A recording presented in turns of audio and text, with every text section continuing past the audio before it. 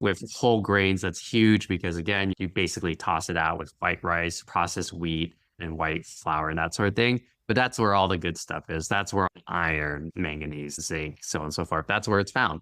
And then eating fermented foods is huge too because they basically break down the structures that sort of keep all those minerals intact because your body is actually really terrible at breaking down plant matter and absorbing minerals. We're Right. really bad at that because we're evolved from primates and then we turn into carnivores. So we have a really wacky digestive system. But fermented foods have this way of the bacteria, the yeast, the molds are able to break those down and absorb it into their system. And then our bodies will eat those. So then it kind of completes the cycle. Okay. All right. I'm glad you mentioned that. So, other than just intake, what actually also affects the absorption and utilization of minerals, or are there things that Mhm. block it that people are doing? Inflammation.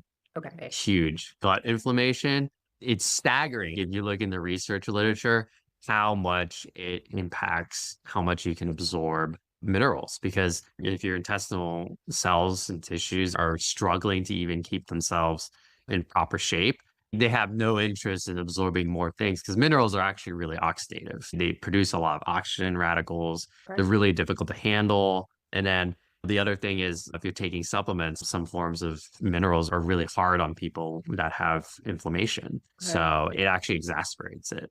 So it's really hard because, I have inflammation. I totally understand it's really challenging to eat a lot of different foods that sort of help with the inflammation.